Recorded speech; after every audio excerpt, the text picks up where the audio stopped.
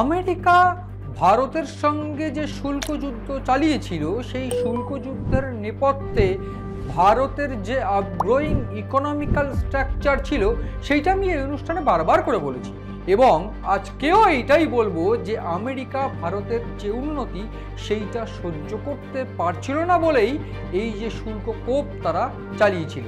কিন্তু এই মুহূর্তে কি অবস্থা? একেবারে গোয়েন্দা রিপোর্ট এবং বিশেষ কিছু গুরুত্বপূর্ণ ট্রেড রিসার্চ উইংসের রিপোর্ট অনুযায়ী আমেরিকা বিপাকে পড়েছে। এবং আমেরিকা শুধু বিপাকে পড়েছে ব্যাপারটা এমনটা নয়, শুধু আমেরিকা এই মুহূর্তে কোথাও গিয়ে ভারতের কাছে ক্ষমা চাইছে না তো, এবং ঠিক সেই জন্যই ঘুরপথে আমেরিকা ভারতের সঙ্গে সমঝোতা করার কথা ভাবছে। বিভিন্ন ক্ষেত্রে আমরা দেখেছিলাম মার্কিন শুল্ককোপের পর ভারতের উপর বিভিন্ন রকমভাবে মার্কিন বিদেশ সচিব বা মার্কিন যে প্রেসিডেন্ট তাদেরকে আমেরিকার যারা উপদেষ্টারা রয়েছে তারা কিন্তু বলেছিল ভারতের সঙ্গে মিল মিশ করে নিতে বা এই সমঝোতা করে নিতে। এবং এই গোটা ঘটনায় আমরা সবাই জানি ডোনাল্ড ট্রাম্পের ক্ষমতায় আসার পিছনে ভারতের যেমন একটা অবদান আছে, ঠিক তেমনভাবেই ভারত কিন্তু এই শুল্ক যুদ্ধের চাপে পড়ে কোনোভাবে নিজের মাথা নোয়ায়নি।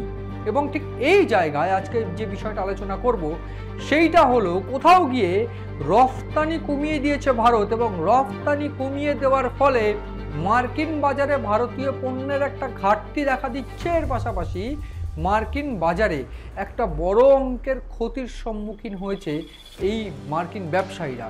এবং ভারতের এক্ষেত্রে পক্ষান্তরে বলাই যায় যে তবে ভারত যেমন রপ্তানি কমিয়েছে সেক্ষেত্রে তো ভারতেরও ক্ষতি, আদতে তা নয়। এবং এক্ষেত্রে আমি বলতে চাইবো ভারত কিন্তু দক্ষিণ আফ্রিকা সহ আফ্রিকা অন্যান্য উপমহাদেশে তাদের নিজেদের যে রফতানি সেটা কিন্তু বাড়িয়েছে, এবং সেইখানে দাঁড়িয়ে যে ঘাটতি ভারতের এসে দাঁড়িয়েছিল সেইটা কিন্তু এই মুহূর্তে আর সেইটা নেই। এবং সেই জায়গায় দাঁড়িয়ে আমি যে বিষয়টা বলার চেষ্টা করব, ভারতের প্রধানমন্ত্রী বা নরেন্দ্র মোদীকে নিয়ে একটা স্টেটমেন্ট ট্রাম্প দিয়েছেন, এবং সেইটা অবশ্যই রাশিয়া থেকে তেল কেনা নিয়ে। এবং সেই মন্তব্য কিছুটা এইরকম যে মোদি নাকি কথা দিয়েছেন আমেরিকাকে বা ট্রাম্পকে যে তারা রাশিয়া থেকে তেল কিনবেন না।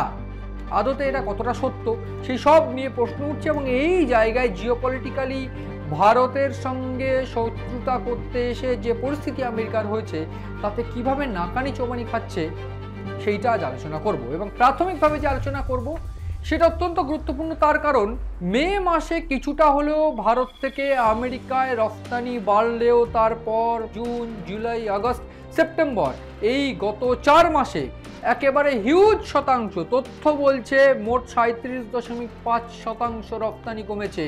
এবং সেই রফতানি মোটের উপর বলা ভালো যে একটা বড় অঙ্কের টাকা কিন্তু আমেরিকা এই মুহূর্তে ক্ষতির মুখে পড়েছে। এবং সেই ক্ষতি ভারতের কোথাও গিয়ে হয়েছে কিনা সে প্রশ্নের উত্তরও আমি দেব।